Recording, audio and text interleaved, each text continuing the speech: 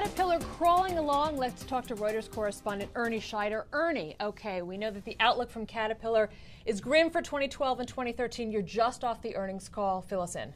Yeah, so Caterpillar, broad barometer here on the global economy. And so if I could just break it into two phrases, Sure. Europe's still bad, China's slowly recovering. And so Doug Oberhelman basically admitting, look, Europe still keeps him up at night. He's worried about the Eurozone and what's going there, and what CEO isn't nowadays. But he did say there's a glimmer of hope in China, where he feels like the growth rate is sort of bouncing back after a weak period this year and earlier last year. Okay, a little bit of good news in this country. Yay, our infrastructure's falling apart, right? Yes. So sales during the quarter, they were really strong in the United States. Why? Because, they bounced back from a 30-year low as our ports, as our bridges, as our roads collapsed. So you need more of the large tractors and excavators that Caterpillar makes to repair them and replace them. So positive sign there.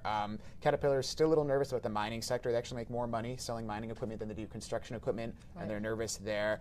So they did actually cut their forecast, as you say, and they're really cautious about the fourth quarter as well. Okay. Ernie Scheider, stay put because we're going to come back to you in just a moment. I'm going to move to the market monitor here and talk to Ryan Vlastelica. Hello. Hello. Another Reuters correspondent. Let's talk Yahoo because they've got earnings after the bell.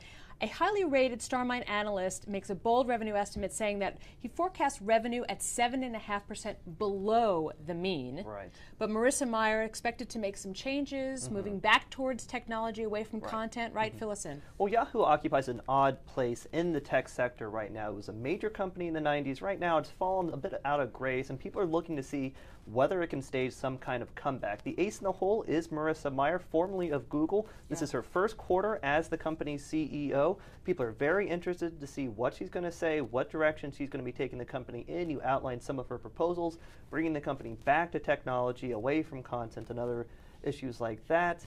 Very important to see what she's going to say, probably more important even than the numbers themselves. And of course, people do expect some weakness on revenue and profits. This is not a company that has been going gangbusters every quarter like, say, Apple or Google, some other the major names right now. Okay, also focusing more on mobile and talking about possibly acquiring OpenTable and advertising technology Millennial Media, among others. And if you look at shares of them today, OpenTable up close to 6% there, Millennial Media getting a good bump from that as well. Right, certainly very aggressive options right here. We're going to see if that's enough to really sell investors. Now, our Nadia Damouni, though, says that she's got some hurdles to face potentially in these acquisitions. Let's take a listen to what she has to say. Marissa is likely to face some challenges given that Yahoo obviously has been very difficult in terms of the acquisition landscape. I mean, they tried to compete with Google when they tried to acquire Yelp last year, which we reported, and of course Yelp ended up IPOing. So I think Yahoo, in the minds of a number of parties, obviously is still considered kind of an archaic Web 1.0 company. Ouch, Web 1.0. What do you think? Well, that is sort of the reputation it has, since it's sort of been eclipsed by Google. It's sort of the MySpace to Google's Facebook, if you will. Okay, let's move on to some deals. Ancestry.com to be acquired by a group led by European PE firm Premier, $1.6 billion. I mean, who knew when our ancestors came over here with 2 nickels to rub together barely that they'd be worth this much? Really, sort of the mother of all deals, if you will. Thank you. You'd be a monkey's uncle to refuse this one. Yeah, I have a lot of these. You got it. Like you said, 10% premium for this company, $1.6 billion. That's a lot of money for this company, but really it has been growing ever since it IPO'd back in 2009. The stock is up about 8% today, 40% this year. It's more than doubled since it went public. So really, if you've been in this family throughout this time, gains are really just in the genes. They'll be here all day, folks. This is amazing. They have 2 million paid subscribers. They pay anywhere from $12.95 to $34.95 a month. That's steep. Absolutely. Not nearly as many subscribers as something like Netflix, but obviously they're paying a lot more, and that's really giving this company a rich valuation. All right, moving on to maybe some undeals here. Canada blocking Malaysian state oil firm Petronas' bid for Progress Energy Resources.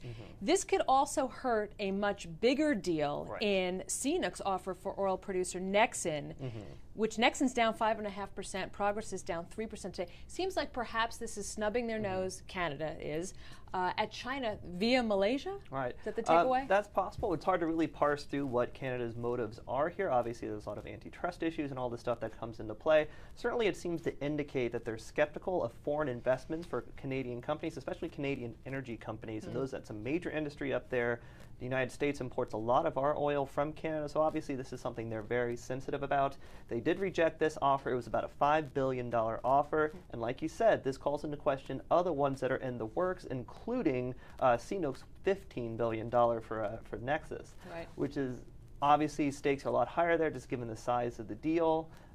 We don't know yet if they're going to face the same kind of scrutiny, if they're going to get the same verdict. That's something that people are now cautious on in a way that they weren't before. Yeah, Nexin, rather. Nexin. Nexin. Yes, I'm sorry. Nexin, okay.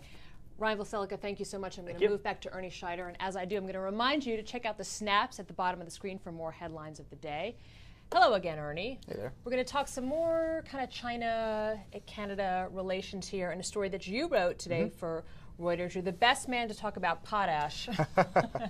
So fill us in here, because the state-owned Chinese fertilizer company signed a 10-year deal for potash with a company that doesn't really exist. I mean, it exists, but the mine doesn't even exist yet in Arizona. Fill us in. Yeah, fascinating deal. So Prospect Global Resources Inc. inks this 10-year deal with the Chinese state-owned fertilizer company.